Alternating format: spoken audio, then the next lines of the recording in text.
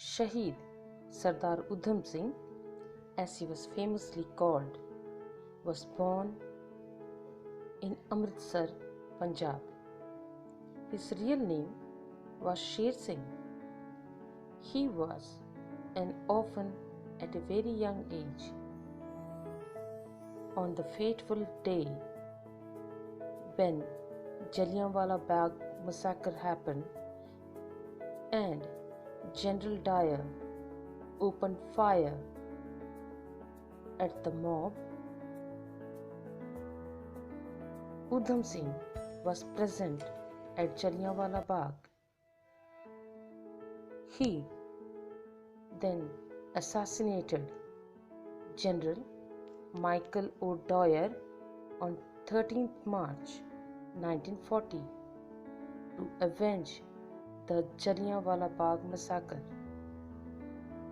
Then he went to East Africa, and from there he went to US to join the Ghadar party and to continue his revolutionary movement. Later, he was captured and was hanged to death. Shaheed Uddham Singh, his parents died at a very young age. He became orphan and he went to an orphanage, and there he was named as Uddham Singh. So, in every Baisakhi, all of you must be knowing Baisakhi is a very pious occasion, very festive time for Sikhs. And there, Uddham Singh was about 20 years old, and Baisakhi usually comes at this time on 13th of April. So on that day, Uddham Singh was in charge of supplying cold water in the Jallianwala Bagh. It was a festive gathering. So he and his friends and many more, because always Sikh youths, they supply sharbats and cold water, and he was also in charge of supplying water. And to his terror, to his horror, he saw that General Dyer entered with force, and then within no minutes General Dyer made that gathering totally silent. He was moved by the screams, by the pain, by the death, by the bullet, by the blood of the massacre there, and he got motivated from there, and he just from that day he wanted to take revenge for Jallianwala Bagh massacre. Rasbihari Bose was born in Burdwan district of Bengal. A prominent leader of the revolutionary movement, Bose was involved in an attempt to assassinate Lord Hardinge, the Viceroy of India. He was part of the Ghadar revolution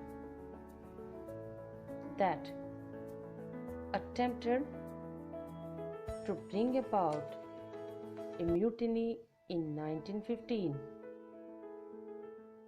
He laid the foundation of the Indian Independence League with the prime objective to form the Azad Hind Fauj. On 5th July 1943, Subhash Chandra Bose was made the President of Indian Independence League by Rasbihari, who designated himself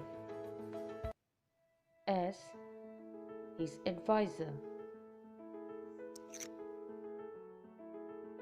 Bihari Bose was also an eminent person who was very responsible for leading India towards independence. Rasbihari Bose was under the influence of Lala Khardia. He planned to kill Viceroy, he planned to kill Lord Hardinge. Who was this Lord Hardinge? Because he was the person who was responsible to shift the capital of East India Company, or to shift the base from Calcutta to Delhi. And this led, because Calcutta was booming and hustle bustle with nice economic, it was the nice economic center. And when he shifted to Delhi, and there was many problem in Calcutta, and he wanted to avenge this. But later, he was a revolutionary type of leader, but he escaped every time. Then he went to Japan. In higher classes you read, he went to Japan. There he married a Japanese lady, and the Japan government, they uh, they encouraged him a lot, and he finally he got the Order of the Rising Sun, the highest honor of civilian honor of Japan. There he got it, and thus Rasbihari Bose. Then Rasbihari Bose was the pivotal, the main person in the formation of Indian National Army. And then he handed over the reins, handed over the leadership of Indian National Army to Subhash Chandra Bose, because he was aging and he was getting old.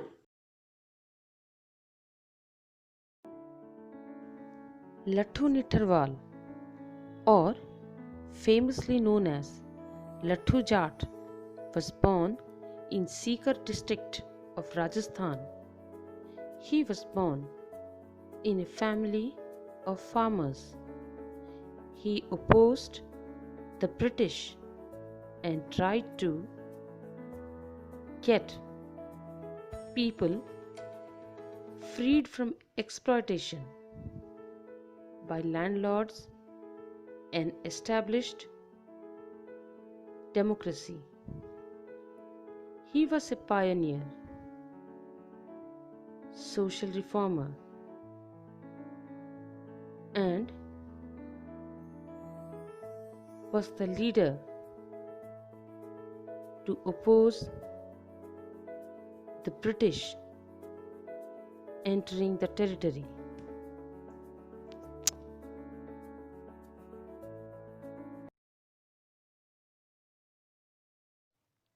Alluri Sitaramaraj was a folk hero in Andhra Pradesh. He took up the cause of the tribals who were being harassed by the British under the Forest Act. He led an armed rebellion where he raided police stations, captured weapons, and indulged in guerrilla attacks. This came to be known as the Rampa Rebellion.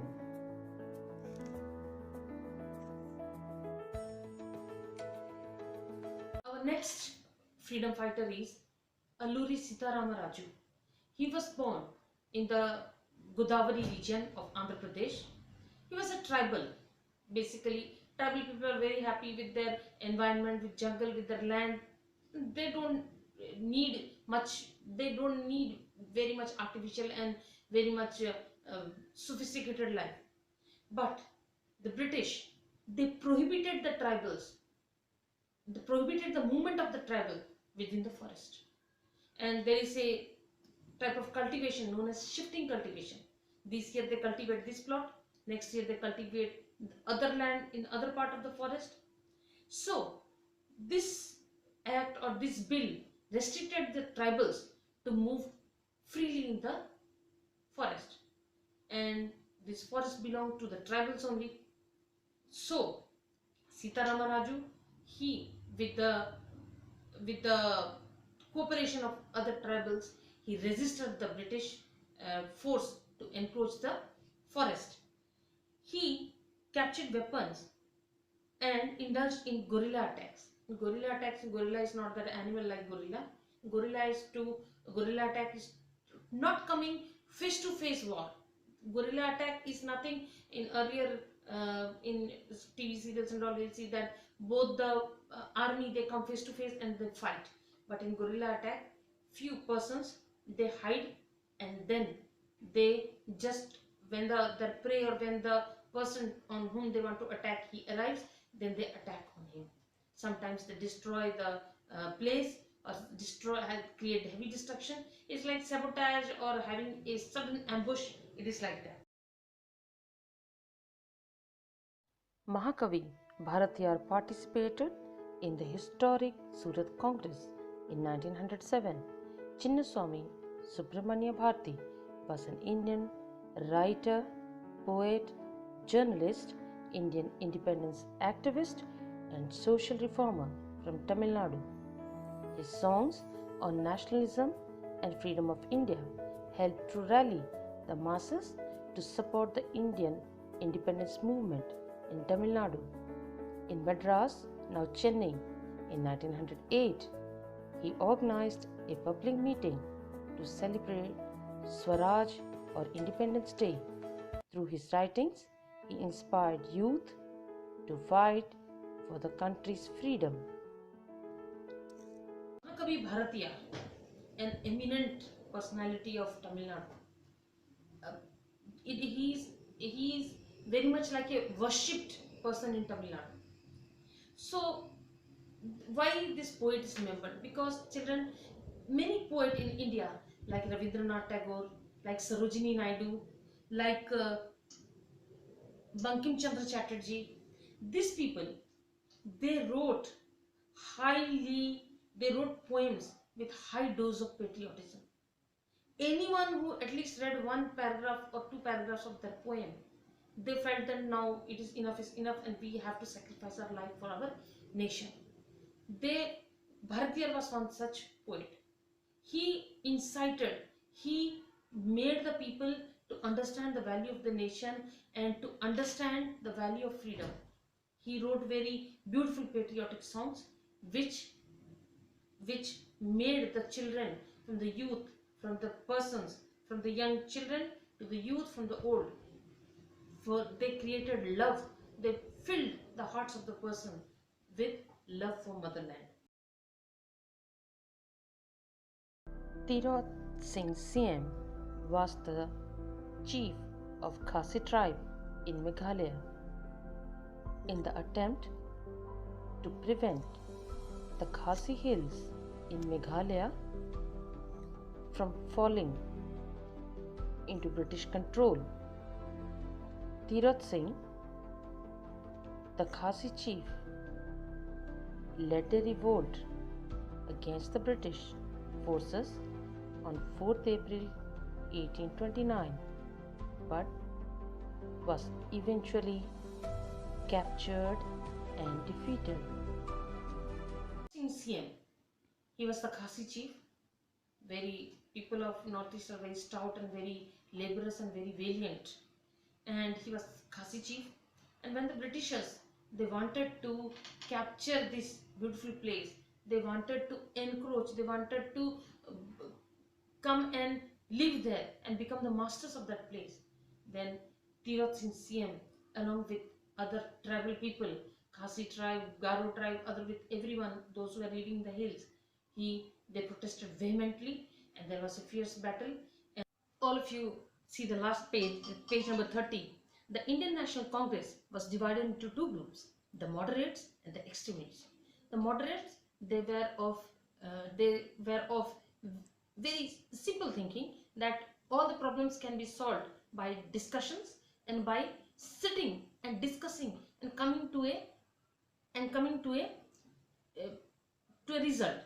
Whereas the extremists, they believe in using extreme ways. They believe that you are causing destruction in our country, this is our own country, you please go back to your. Even the moderates also wanted that British should go back, but they were not violent, not aggressive. Whereas the extremists, correct word is, they were aggressive, and sometimes they used violence also.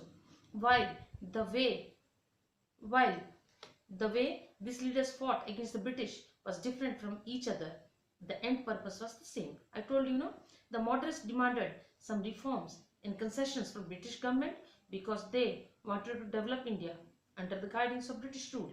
The extremists wanted Purna Swaraj, that is complete independence. They wanted to end British rule in India. The moderates, moderates were Gandhiji, Jawaharlal Nehru, Sardar Vallabhbhai Patel. Extremists were Bhagat Singh, Subhash Chandra Bose.